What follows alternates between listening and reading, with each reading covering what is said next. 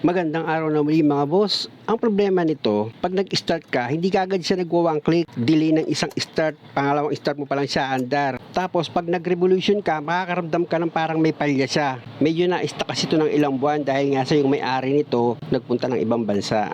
Pag ganitong problema ang mga boss, madali lang naman. Tatanggalin mo lang naman yung dalawang fuel hose dyan. Gagamit ka ng plier para yung clamp niya, mailihis mo. Tapos gagamit ka na number 14 na box wrench para matanggal mo yung dalawang bolt dito sa fuel filter assembly. Pag maluwag na yan, pwede mo na yung kamayin. Ayan, kinakamay ko na yung mga bolt niya. Nakita nyo naman, madali lang. O pagtanggal na yung bolt, kalas na siya. O dito ka naman ngayon sa water separator mo, may drain plug yan sa ilalim, tanggalin mo. Ayan yung drain plug niya. Ayan, diba? Ngayon, ang diskarte dyan, ipump mo itong water separator mo para lahat ng laman yan tumapon. Kaya kung may tubig yan, matatanggal din.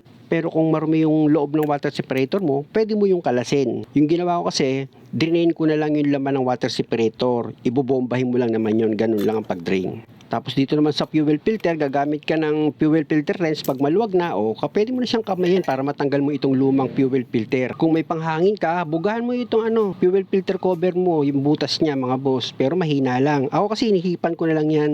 At pag okay na, ilagay nyo na itong bagong fuel filter, higpitan nyo lang siya ng maigi. Kinakamay ko lang yan mga boss kasi hindi naman siya masyadong kailangan mahigpit na mahigpit. Dahil ang nagsisid lang dyan is yung o-ring niya. Dahil okay na, ibabalik ko na itong drain plug dito sa water separator. Diyan mga boss, nagkakaroon ng problema. Alam niyo kung bakit? Pag nagkaroon ng kaunting singaw yan sa drain plug niya, nako, mahihirapan kayo mag-start. Lagi magkakahangin yan. Kaya dapat check upin yung maigi yung o-ring niya. Minsan kasi pag lumiis yun, papatak yun mga boss. Pag pumatak yun, magkakaroon siya ng hangin dito sa loob ng fuel filter. Kaya pag nag-start kayo sa umaga, hard starting siya ngayon. Kaya kailangan maganda yung pagkakalapat nyo ng o-ring. Check nyo maigi. Makailang beses ko na na-encounter mga boss. May nagtanong na sa akin niya. Sabi niya, pinalitan ko lang ng fuel filter. Ganito na nangyari. Sabi ko sa kanya, i-check mo lang yung drain plug sa ilalim. O kaya ayusin mo yung o-ring niya. Nung ginawa niyan, okay na, nag-one click na siya. After mo mailagay itong fuel hose dito sa water separator, unahin mo munang ipump yan sa water separator mo. Punuin mo muna siya ng diesel hanggang sa mawala yung hangin niya.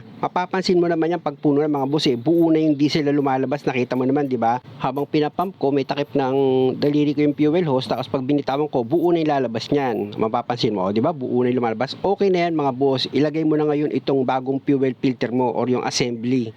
Pag nilagay mo naman itong bagong fuel filter mo, mga boss, madali lang. Meron lang yan dalawang bolt na number 14. Kung paano mo yan tinanggal nung una, ganun din ang pagbalik na gagawin mo para hindi ka malilito. Dalawang bolt lang naman yan na number 14 dito sa fuel filter cover niya. Tapos sa fuel hose naman, clamp lang, gagamit ka ng plier doon. Dito naman gagamit ka ng box wrench or kaya kung anong klaseng tools available sa'yo, basta kailangan yung tama yung sukat. At pag naipakapit mo na itong dalawang bolt na number 14 dito sa thread niya, pwede mo na siyang higpitan ngayon. Basta lagi mong sisiguraduhin na ayos yung pagkakahigpit mo, hindi siya maluwag.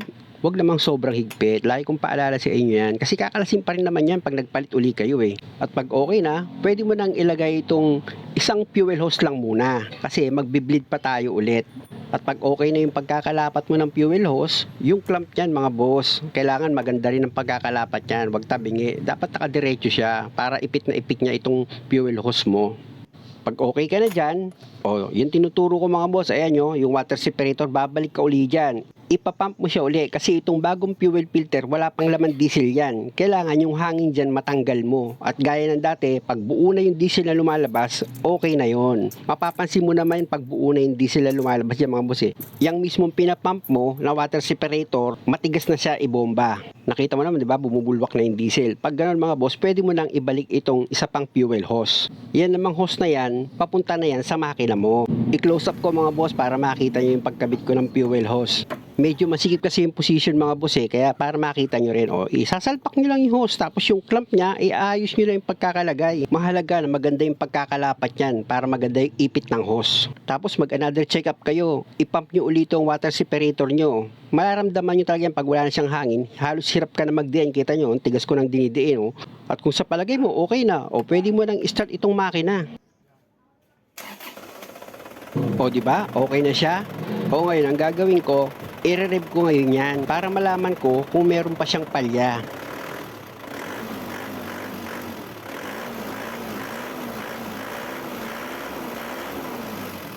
Dahil okay na siya, papatayin ko naman yung makina ngayon tapos i-start ko, dapat one click na yan. good. Muli mga boss, maraming salamat sa panonood. Sana wag niyo naman kalimutang mag-subscribe sa channel ko. Salamat!